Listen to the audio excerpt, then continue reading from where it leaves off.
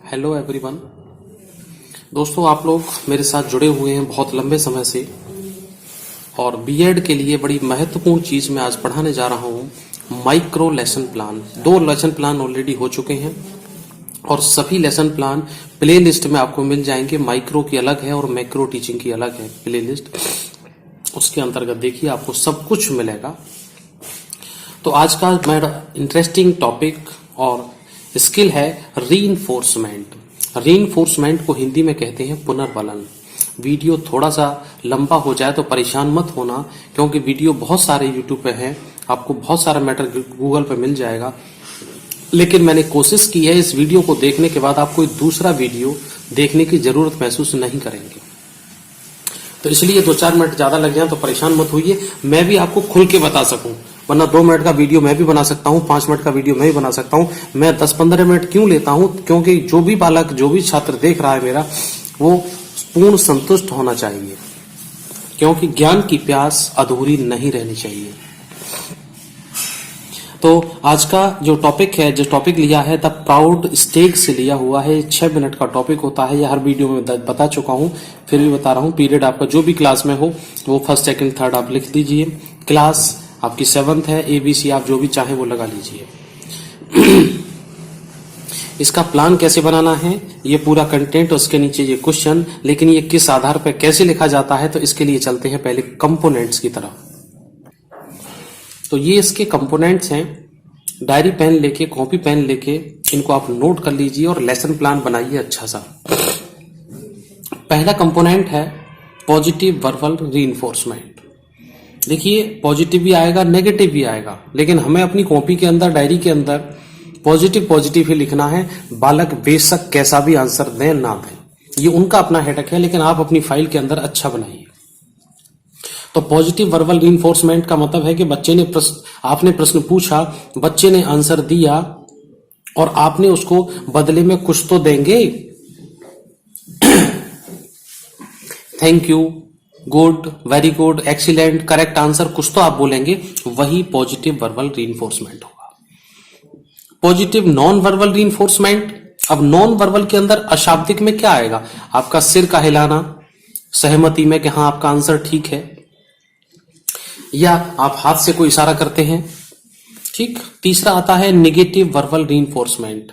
जब बच्चे ने कोई गलत आंसर दिया, उसके लिए कुछ नेगेटिव कुछ कहना हो, your answer is not correct, not good, जो भी आपको कहना है, कुछ अपशब्द मत कहिएगा।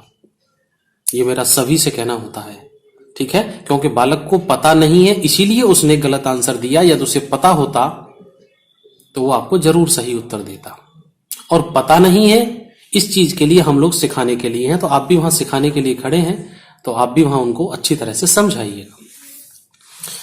तीसरा आता है, चौथा, नेगेटिव नॉन वर्बल रीइंफोर्समेंट। सिर हिलाकर आप मना कर सकते हैं कि आपका आंसर ठीक नहीं है, या हाथ से कर सकते हैं। एक्स्ट्रा रीइंफोर्समेंट है। एक्स्ट्रा रीइंफोर्समेंट अतिरिक्त पुनर्वलन। अब अतिरिक्त पुनर्वलन के अंतर्गत क्या करेंगे? आप किसी बच्चे को अच्छे आंसर के लिए क्लैपिंग करवा सकते हैं क्लास के साथ, आप अकेले क्लैपिंग कर सकते हैं, या मैं हालांकि अनुमति नहीं देता हूं कि आप किसी बच्चे को, आप छोटी क्लास में हैं, किसी क्लास में कोई टॉफी पेन दे सकते हैं किसी बड़ी जगह के लिए, तो लेकिन ऐसा टॉफी पेन देना हर एक जगह, हर टीचर को और हर क्लास में न अच्छा है न कुछ विशेष है। या इसके अंतर्गत आप पीठ थपथपा भी सकते हैं, लेकिन मैं यहां पे किसी को भी ये नहीं कहूंगा कि पीठ थपथपा के करें। हाँ, अगर आप लेडी टीचर हैं और गर्ल्स स्कूल है, गर्ल्स स्टूडेंट हैं, आप उस कंडीशन में पीठ थपथपा सकती हैं। आप जेंट्स टीचर हैं और बॉयज स्टूडेंट हैं, उस कंडीशन में थपथपा सकते हैं। समझिएगा कि एक्स्ट्रा रीइंफोर्समेंट के अंतर्गत केवल आप क्लैपिंग कराएं, सबसे बढ़िया है। बाद बाकी आप टॉफी पेन दे सकते हैं, तो आप जानें। Repetition of students answer. छात्र के आंसर को रिपीट करना। Right the students answer on the black board. छात्र के उत्तर को बोर्ड पर लिखना। और सपोर्ट द स्टूडेंट सजेशन।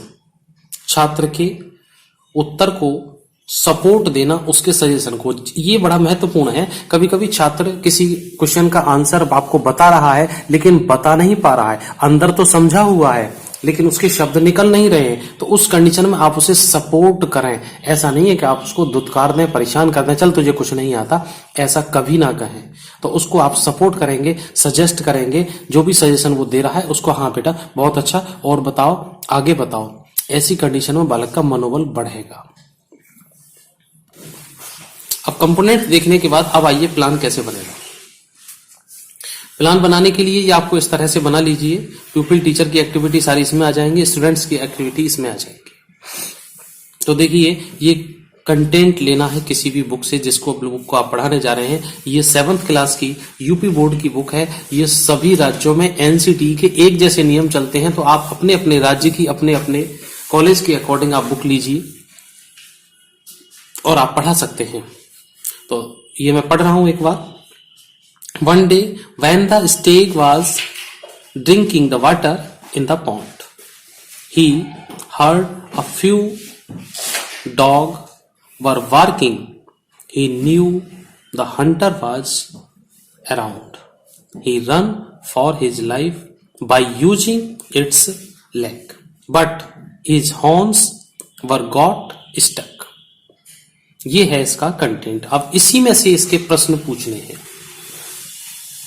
जैसे आपने क्वेश्चनिंग वाला लेसन प्लान बनाया है, सेम उसी तरह से आपको बनाना है। ये कंटेंट लिखो और इसमें से प्रश्न लिखने हैं, और बस प्रश्न के नीचे आपको रीइंफोर्समेंट जोड़ना है। अब कैसे जोड़ना है वो मैं बताता हूं। Where did the stag drinking the water?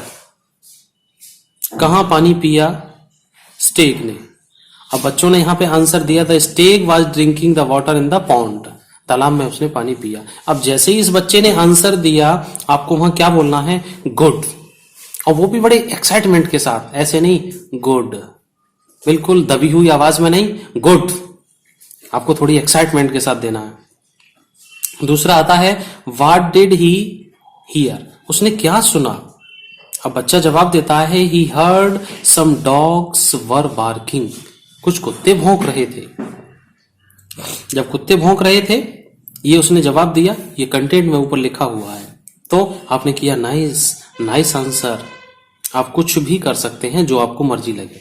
हाँ, लेकिन एक क्रम जरूर याद रखना कि धीरे धीरे लेवल बढ़ाना है इनका, रीइंफोर्समेंट का। ऐसा नहीं कि पहले ही बच्चे को आपने एक्सीलेंट दे दिया, तो धीरे धीरे आप आज उसको बढ़ाइएगा।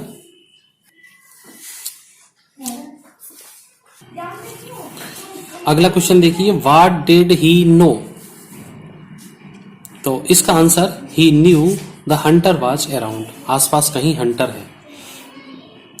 तो आप यहां repeat students answer, repeat students answer करना है। वेल डन कर सकते हैं आप चाहें तो, कुछ भी कर दीजिए, जैसे भी है, जैसे कंपोनेंट्स मैंने बताए उसके हिसाब से आप कुछ भी कर दीजिए। दो मैंने लिख दिया है, आप कैसे भी कर सकते हैं। नेक्स्ट है व्हाई डिड ही रन? क्यों दौड़ा वो? तो आप बच्चे को वेरी गुड भी कह सकते हैं। राइट ऑन ब्लैक बोर्ड, जो स्टूडेंट्स का आंसर है उसको आप ब्लैक बोर्ड पे भी लिख सकते हैं। मैंने यहाँ दो आपकी सुविधा के लिए लिख दिए हैं, आप कुछ भी कर सकते हैं। What did he use for run? उसने दौड़ने के लिए क्या किया? तो हाँ, आपको एक्सीलेंट आंसर, सॉरी एक्सीलेंट पुनर्वलन आप यहां दे सकते हैं। ही used his leg for run. तो ये इस तरह से ये प्लान कंप्लीट हुआ। अब आगे बता दूं थोड़ा सा टैली कैसे लगाते हैं ताकि आप परेशान ना हो। देश के सभी राज्यों में बीएड, बीटीसी, डीएलएड, जो भी एजुकेशन की डिग्रियां हैं सब एनसीटी के नियम से चल रही हैं। आप ऐसा ना सोचें कि सब ये नियम किसी एक विशेष राज्य में है। थोड़ा बहुत अंतर हो सकता है, लेकिन चलेगा सब कुछ यही। तो इसलिए आप ये टैली लगाना भी सीखिएगा। हालांकि टैली के लिए मैंने अलग से वीडियो बनाया हुआ है, लेकिन आप ये ध्यान दें कि ये जो कंपोनेंट है कितने प्रश्नों में कितनी बार इस लेसन में यूज किया गया है। तो जैसे हमारे पास ये 5 क्वेश्चन है और पांचों में हमने गुड, वेरी गुड, एक्सीलेंट कुछ ना कुछ दिया है। तो पॉजिटिव दिया है, वर्बल दिया है, रीइंफोर्समेंट का काम कर रहा है, तो पांचों में लगा हुआ है। तो यहाँ पे आपको 5 कर देना है। मैं आपको दोबारा से फिर दिखा दूं। ये पहला हमने यहाँ पे भी लिया है, पहला यहाँ भी लिया है, पहला यहाँ भी, पहला यहाँ भी और पहला यहाँ भी। तो आपको ये 5 के 5 यहाँ पर लगा देने हैं, 1 2 3 4 और 5। तो इस तरह से ये सभी में लागू होगा, जो भी आपने कंपोनेंट यूज किया है। कुछ कंपोनेंट यूज करने के लिए है इसमें, और कुछ कंपोनेंट आपकी सावधानी के लिए होते हैं। तो इस तरह से आप यहां देख सकते हैं, बना सकते हैं, लिख सकते हैं। पूरा प्लान आराम से बनाइएगा। फिर भी किसी को कोई प्रॉब्लम है तो मुझे कमेंट बॉक्स में बताइएगा, और हो सके अगर आपको विशेष कुछ पूछना हो तो कमेंट बॉक्स में आप अपना नंबर दीजिए, मैं कॉल करके आपका समाधान करता हूं। तो इस प्लान का मैं स्क्रीनशॉट भी दे रहा हूं, आप स्क्रीनशॉट भी ले लीजिए ताकि आपको प्लान बनाने में आसानी रहे।